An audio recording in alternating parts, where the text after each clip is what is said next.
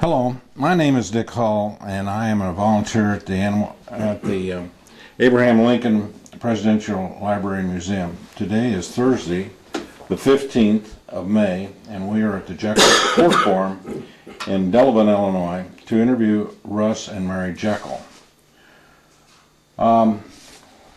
Russ, what is the size of your operation today in crops and livestock? We farm about 1,450 acres. Part of this is owned, and part of it's leased, and part of it's rented. Crop-wise, about 950 acres of corn, and 400 and some acres of beans, and 30 acres of wheat, and I think there's some CRP.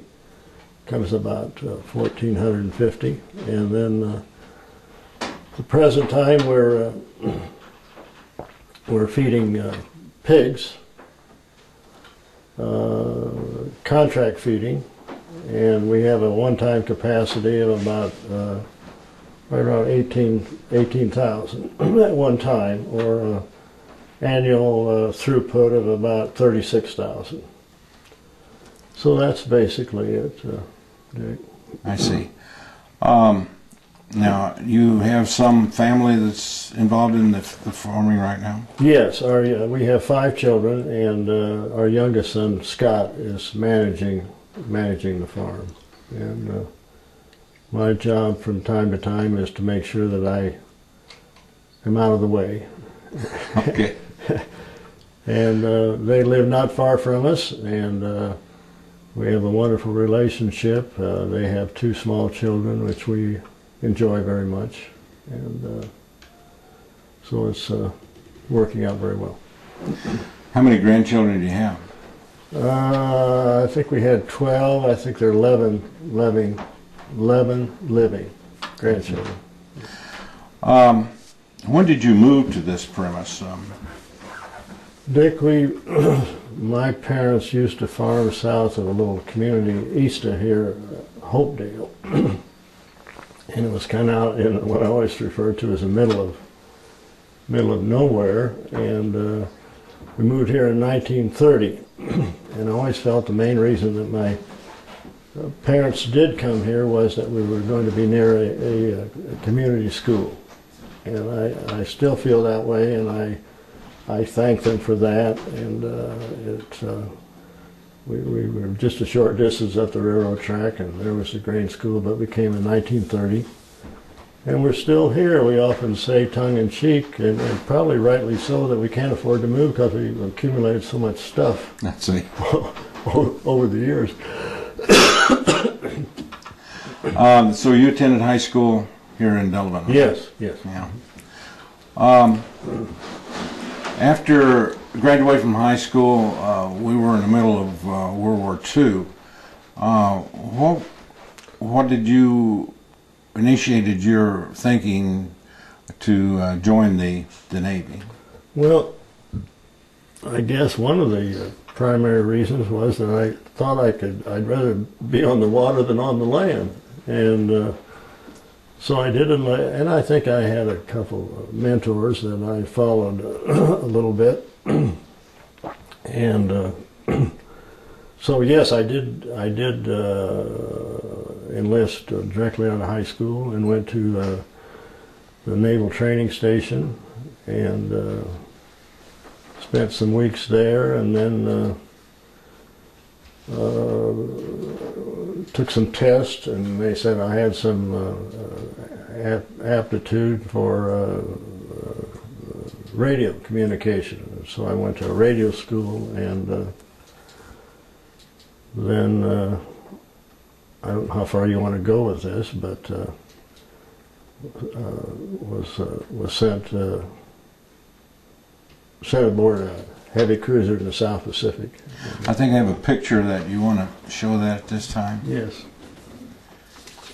This was the USS Pensacola, called in short CA-24, built in the 20s, and we had some catapult airplanes, and So in a sense it was kind of a relic, but it kind of pulled us through, and we missed some torpedoes and all that sort of thing. And now your naval experience and service was interrupted. Can you tell us when and why? Dick served about 22 months, and got a little early reprieve because my father was hurt in a train accident. We have a train track running right here in front of the house, and it was kind of a habit to cross that thing without maybe seeing what was coming down the line. And so he was hurt, and so I got a special release from the service to come home and help him farm. And did he recover from that? Yes, yes, he did. He was banged up pretty good. He was in a pickup truck, and so he just a tough old German, I guess. There's a picture of your father there, and you in your naval uniform. Yeah, this must have been before before he was hurt, I guess. Yeah. And, okay. After returning to the farm, you decided to enroll in the University of Illinois. yes. Why did you choose the University of Illinois? And Well, I think because I had some friends going there. It was pretty obvious that the farm was too small for two families. There was a GI Bill at that time that looked pretty attractive, you know, and they paid quite a lot. We really had it pretty good. They paid quite a lot of our expenses. And at the university, I became a member of the Alpha Gamma Rho fraternity, and I've always said that's just on a fairly good-sized campus. That's just like a home away from home, you know. And I made some longtime friends that are still very close, and we just got to do a lot of things in the fraternity, especially with sororities, social functions, and that sort of thing. And I guess that's how I met Mary, my better half, and always appreciative of that. was life at the university at that time was a little bit different than it is today? Oh, I think so. Yes, we had a lot of those temporary buildings that were brought back from training sites, and they were erected there in some of the places, and many of the students lived there. But sure, we did some things that probably are not allowed now, but it was really a good experience.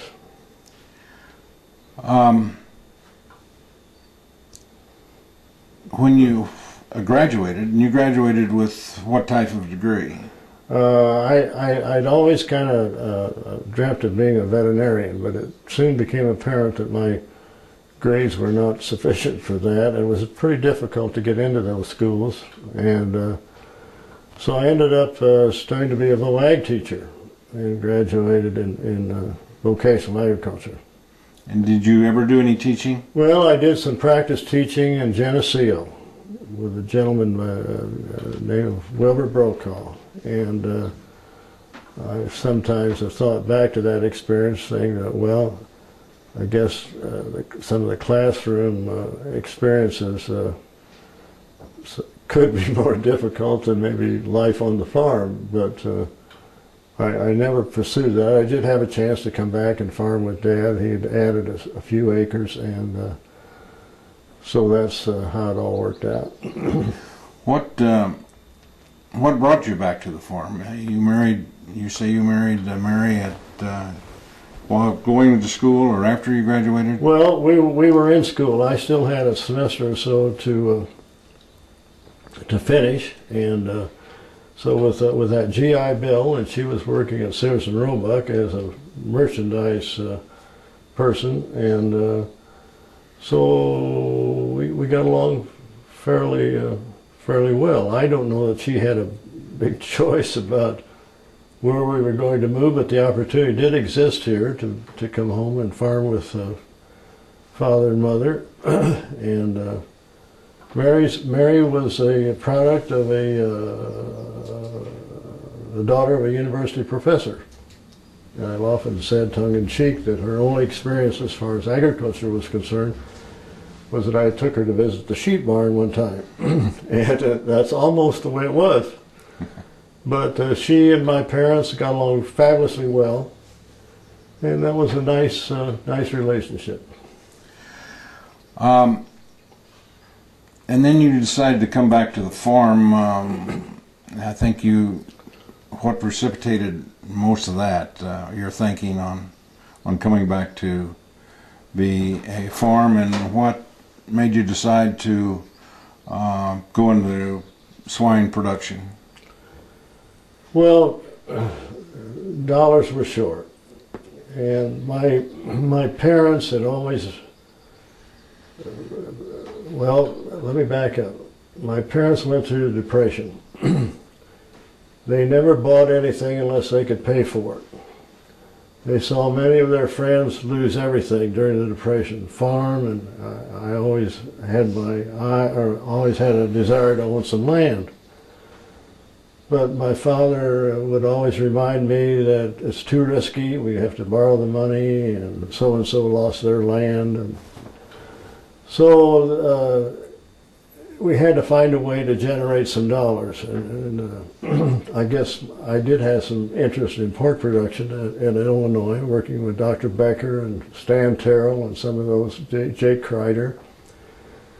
And had visited some Purdue University. We used to spend some time at their swine days and that sort of thing. And so we had an opportunity, or we thought an opportunity to generate dollars by not necessarily feeding out hogs, but breeding animals and raising little pigs, and then selling those pigs to other producers, because that transferred the bulk of the risk, because they had to furnish the feed and we didn't. So we did that for many years, and we just took what we had. We had an old basement barn, and where we used to milk cows, and we converted that to a farrowing house, and we would, it was kind of unusual how many sows we could run through that little place, and then we'd take them out to the field, and we'll have some yes, why don't you show that? This is in that little old basement barn, and then we'd have to move them out to what we call field lots, these AA houses. And we always felt the secret of that was that each of these, I don't know, there were 2 or 3 sows in each of these AA houses, and they all had to be separated with electric fence.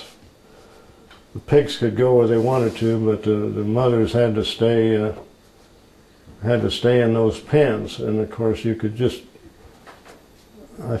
begin to realize a tremendous amount of labor to do this, but the capital requirements were low, and so that's the way we went for quite a long time. And you always prayed that the snows were not too deep and the rain was not too heavy and all that sort of thing. But it really did have an effect on these, on this outdoor operation, you know. But it was a way to generate some dollars. And when you go into the local lender, your first job that you have to do is prove that you really don't need any dollars. And of course, my dad was no help, you know, because he was so conservative, but. He began to bend a little as the years went by, and so we were able to generate a few dollars, and eventually we began to feed out some of these pigs out in the field. I think they used to refer to raising pigs as the mortgage lifters. Right, and that's very true. Yeah. There's also a picture there of one of your modern buildings, just as a contrast to what... Yes, this was built not too many years ago. It's a confined it's a confined nursery, and we have a controlled environment, and it's pretty up to date. It's total slats, and there's several rooms in there, and it's kind of a far cry from that. That works, but this works a lot better. Sure. In the early 50s, an evolution occurred on how pigs were fed. The epicenter of this change occurred at the University of Illinois and was first implemented here at your farm. Discuss the revolutionary ration, if you will, that was changed. Why is it better? Well, Dick, I remember that we used to make our own supplement, which was primarily to be fed with the grain. I mean, you fed the grain separate, and then you fed the supplement was consisted of tankage and alfalfa meal. And these two primarily were considered contained the unidentified growth factors, yes, whatever they were, you know. Yes. And that's, the feed industry was pretty much locked into this, and that was a source of our what was available in the current thinking at that time. Then Dr. Becker, Gene Becker, I guess had always felt that that alfalfa, of course, didn't necessarily work well with pigs. It was too bulky and that sort of thing. And so he, about that time, had access to B12, which I think was that unidentified growth factor, but that was available in the crystalline form. Then he also found out, see, bean meal at that time was not very palatable. And he got next to some people that were doing some work in Germany, treating bean meal with citric acid. And this is kind of technical stuff that I probably shouldn't even be discussing, but anyway, it worked out that with the treatment of citric acid, the bean meal became more palatable, and he began to push or say that we could just use bean meal, corn, minerals, vitamins, grind it all together, and go with a complete ration, which would help in the control the amount of waste, because what the pigs ate, they got everything in one mouthful, so to speak.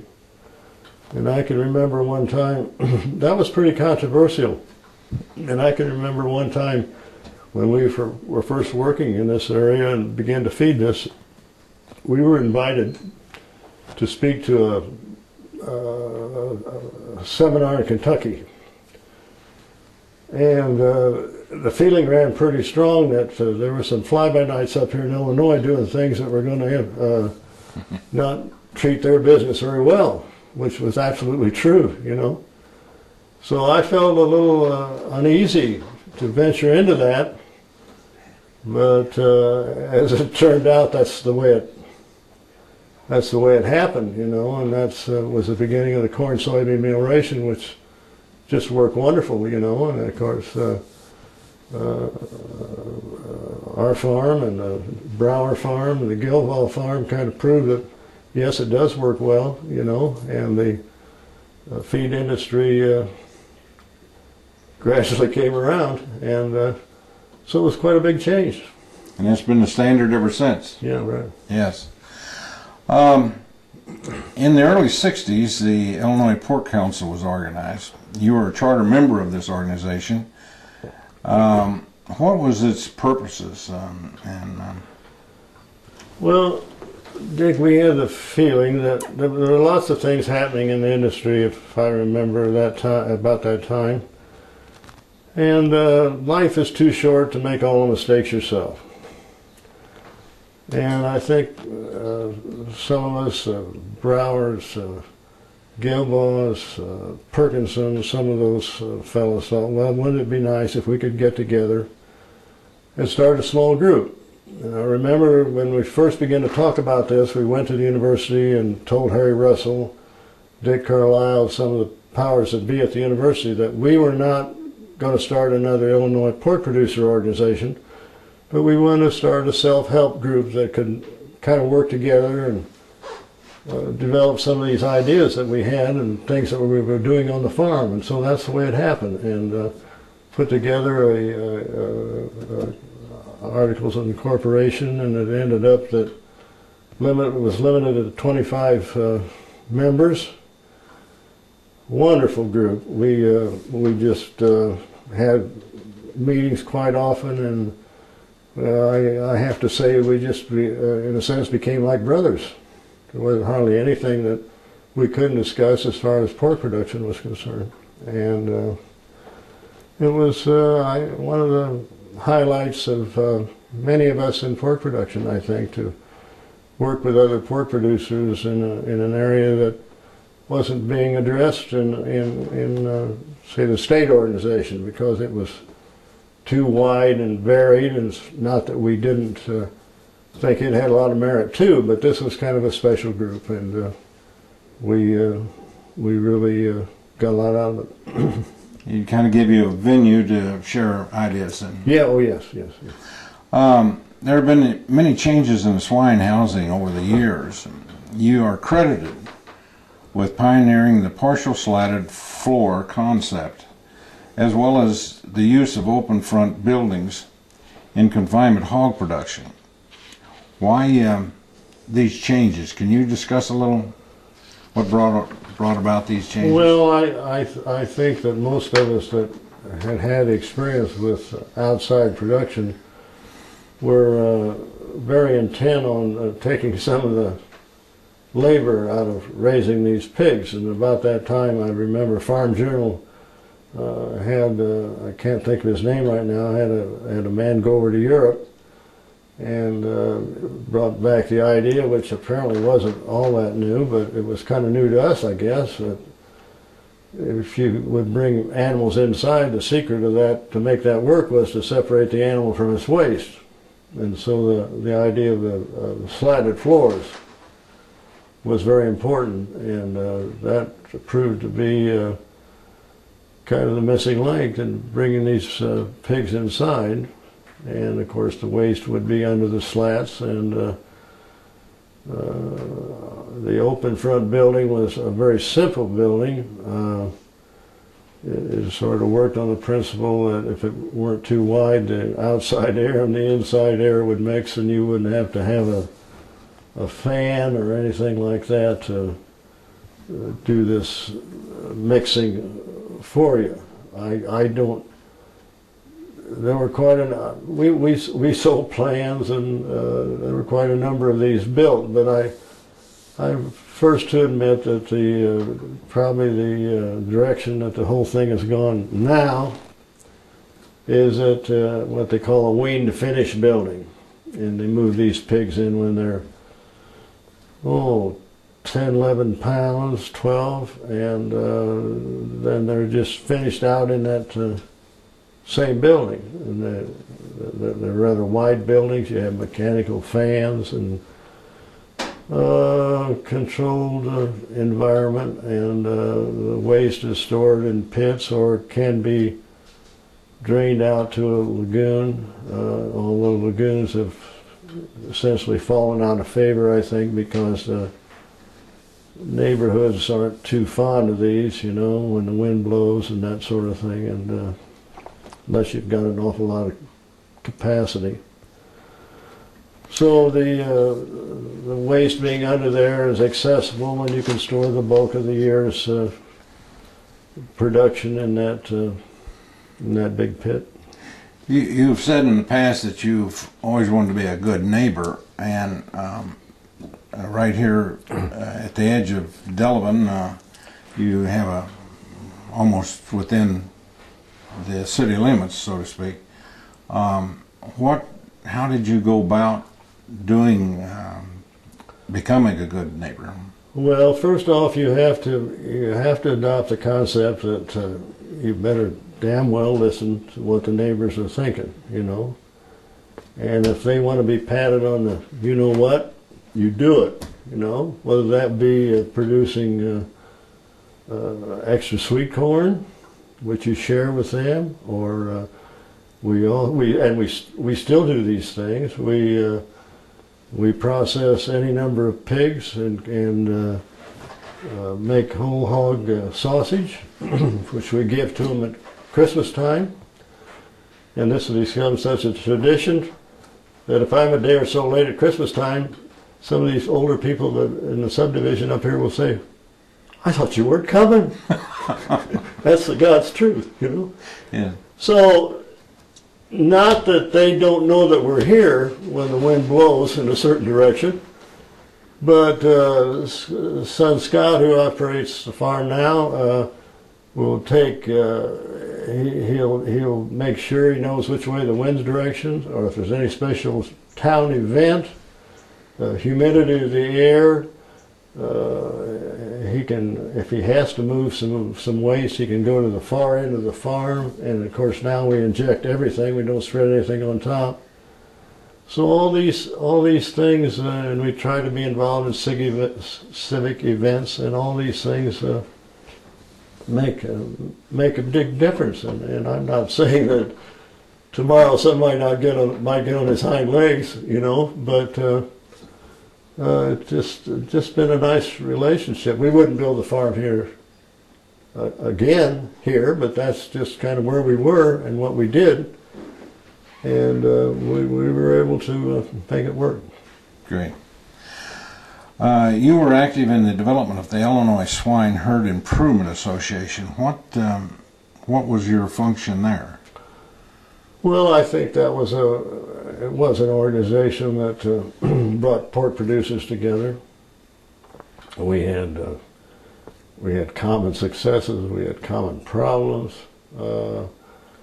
We had to have an organization that had some dollars that could hire somebody to coordinate pork producers statewide, and that too was an area where we could share many ideas, and of course, as we concentrated pigs in smaller areas, that begins to generate some problems. And if you have an organization working in this area, they can be aware of some of the problems that exist out there, and so that was pretty important, I think. Were they involved with genetic lines or anything like that?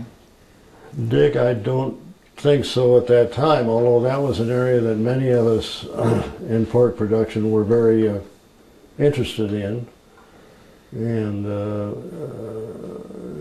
of course, we kind of had the purebred producers and the hybrid people, you know, and so we weren't necessarily going down the same road. But it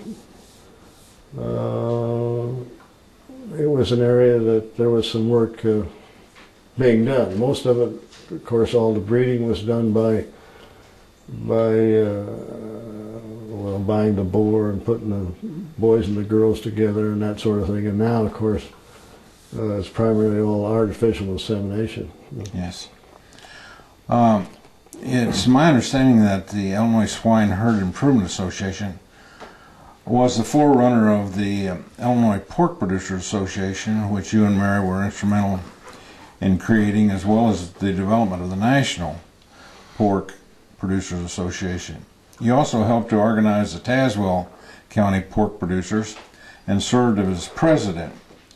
Can you tell a little history about the creation of these organizations?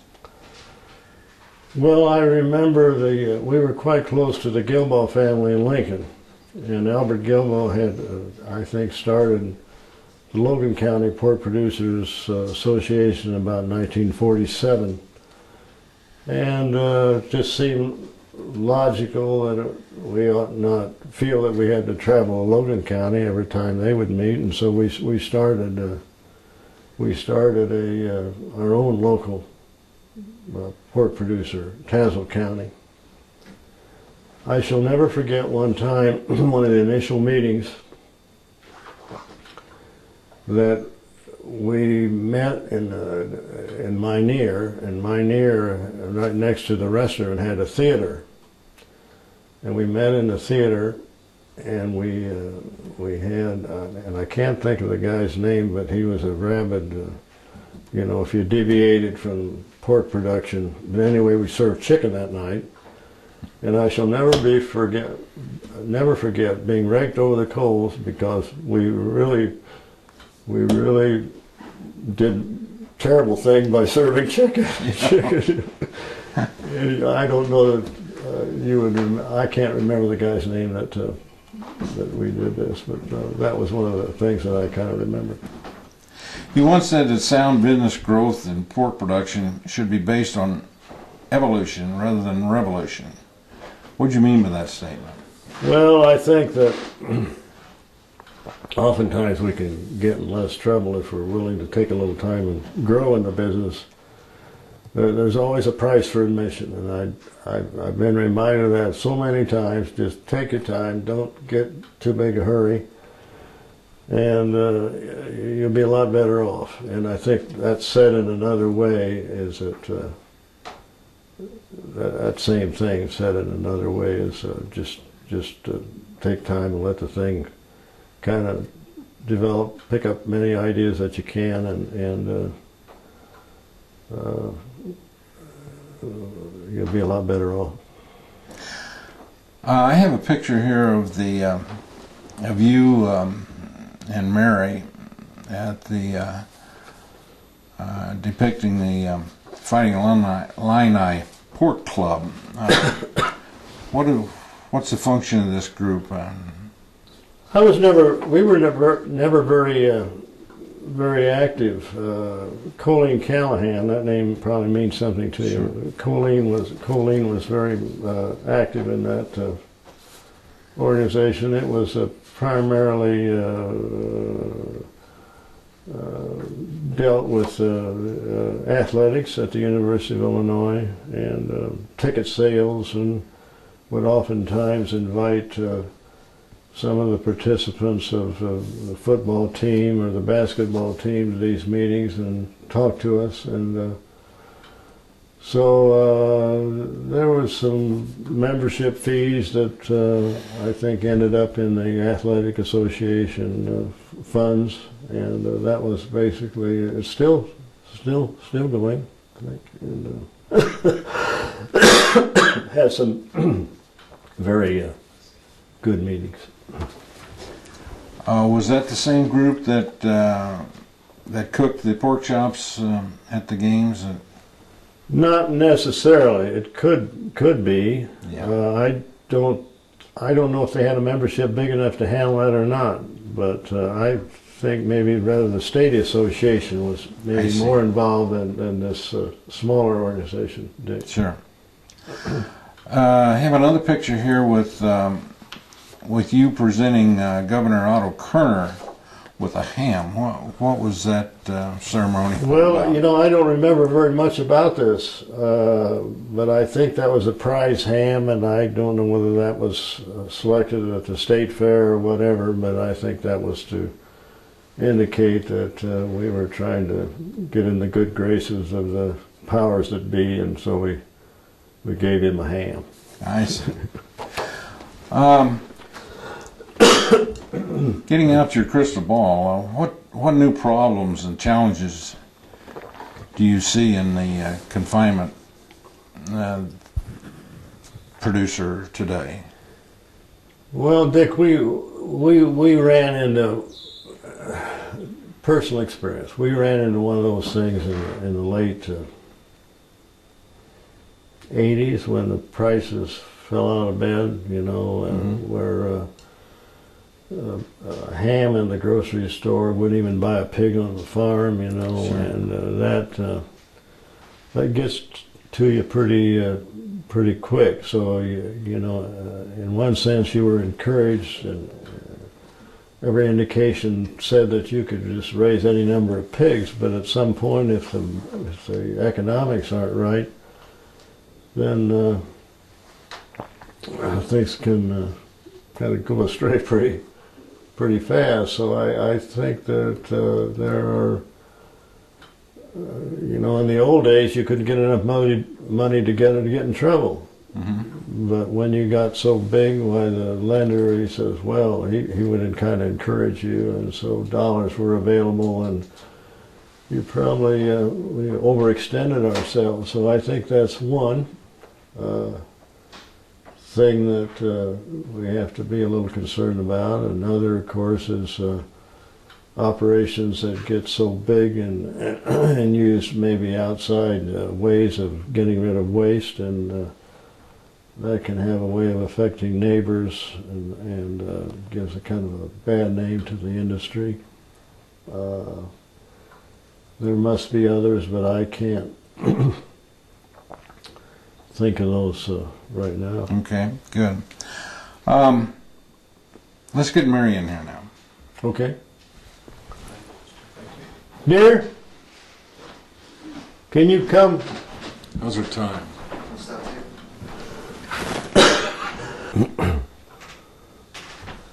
And please clap your hands for me one time. Okay. And begin. We now have Mary with us. She is part of this Jeckel Pork organization. She's been the secretary and treasurer, if you want to there call you go. Office manager or whatever. Office manager, right? Yeah. I think that Russ has said that you're the best thing he brought back from the University of Illinois. Is that? Well, I think that's a compliment. Yes, it very much is. Three things I categorized. I never said the second one was the friends I made, and the third was a degree.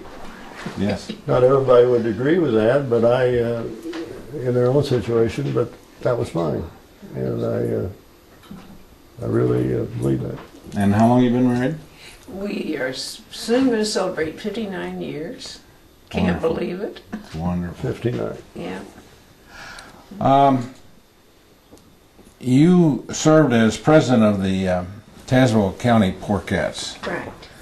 as well as charter member of the Illinois Porkettes, and as president of the National Correct. Porkettes from 1966 to 1968. What are the Porkettes? Well, the Porkettes were, in most cases, wives of members of in the beginning, the Swine Herd Association, before it became the National Pork Producers Council. And actually, we were started to promote pork and pork products. That was the goal at that time, and we were a separate organization. We started in 1963, but then I can't tell you, maybe in 1972 became part of the National Pork Producers Council. And is it still in existence? You still in the Pork? Yeah, well, you know, I can't answer that. I don't think so. I think we kind of all got together and decided that there was no reason to have two organizations. I'm sorry, I can't answer that. There are many things that you folks have been involved with during your span here at the farm, but what would you say your biggest contribution to Illinois swine industry has been? Well, I think the association and friendship of many fellow pork producers is so important. I've often said that many of these friends are close enough that, you know, if I were having a personal problem, I could pick up the telephone, call them up, and talk it over with them. And I think that that's a real plus. You know, we had a lot of common interests. A lot of common goals. I think if I could sum this up, we've had so many exchange students over the years, and